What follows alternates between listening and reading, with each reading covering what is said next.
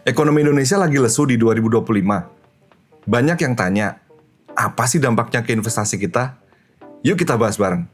Sebenarnya gimana sih kondisi ekonomi Indonesia di 2025 dan apa strategi pemerintah untuk bisa mendorong pertumbuhan ekonominya ya? Nah, aku coba izin track back ke awal 2025 ya, di mana ekonomi Indonesia itu cenderung melemah, ditandai dari menurunnya konsumsi, lapangan kerja juga tertekan. Nah, tapi kita going forward ke 2025 yang di second half, itu pemerintah dan Bank Indonesia mulai melakukan tindakan yang proaktif, di mana hal ini ditunjukkan dari penurunan suku bunga BI sebanyak 5 kali atau dengan total 125 basis point. Terus juga pemerintah mengeluarkan 4 paket stimulus termasuk 276 triliun likuiditas ke perbankan. Lantas gimana dengan 2026? Ini cukup menarik ya, karena suku bunga rendah, fiskal akomodatif, dan juga inflasi yang terkendali.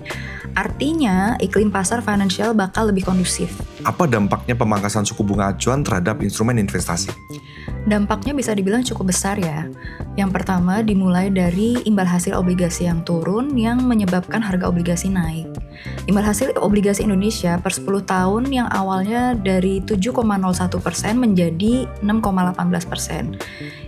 Indeks obligasi pemerintah Indonesia juga mengalami kenaikan sebesar 11,57% per akhir November 2025. Nah, ini tuh mencerminkan kenaikan harga obligasi secara umum. Terus untuk yang kedua, penurunan rate deposito itu juga sebagai dampak dari kebijakan yang bertujuan untuk mendorong pertumbuhan ekonomi itu sendiri. Dampak yang ketiga, minat reksadana pendapatan tetap meningkat. Ini terlihat dari awal tahun sampai dengan November 2025, dana kelolaan seluruh reksadana pendapatan tetap bertumbuh 63%. Sedangkan reksadana Manulife jenis pendapatan tetap mengalami peningkatan dana kelolaan sebesar 72%. Ini lebih tinggi dari pertumbuhan industri reksadana pendapatan tetap di Indonesia, yang artinya obligasi makin menarik di era suku bunga yang cukup rendah. Menarik ya, ketika suku bunga turun, minat investor ke reksadana pendapatan tetap itu meningkat. Nah, tetapi apakah semua reksadana pendapatan tetap itu sama? Tentunya nggak semua reksadana pendapatan tetap itu sama, karena mereka memiliki isi portofolio dan strategi yang berbeda. Sesederhananya, kita bisa kategorikan sebagai berikut sih. Yang pertama, kalau berdasarkan isi portofolio, itu ada yang 100% obligasi pemerintah dan ada juga yang mix antara obligasi pemerintah dan juga obligasi korporasi. Terus kita bisa lihat juga nih dari sisi durasi. Yang pertama ada durasi jangka pendek, kemudian durasi jangka menengah, dan juga durasi jangka panjang. Di BRI, reksadana pendapatan tetap Manulife ada 2. Yang pertama, Manulife Pendapatan Bulanan 2 atau MPB. Yang kedua, ada Manulife Obligasi Negara Indonesia atau MONI.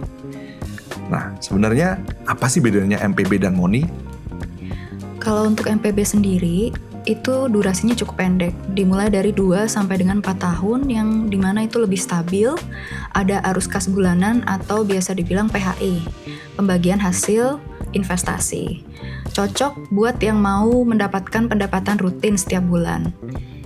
Kalau untuk MONI sendiri, itu durasinya menengah, dari 6 sampai dengan 8 tahun. Cenderung lebih agresif, fokus pada capital gain atau kenaikan dari NAB-nya itu sendiri. Cocok buat yang mau growth maksimal, karena MONI itu seperti investasi jangka menengah untuk pertumbuhan. Kalau secara historis, saat BI menurunkan suku bunga, MONI cenderung lebih tinggi return-nya. Tapi MPB masih cukup defensif.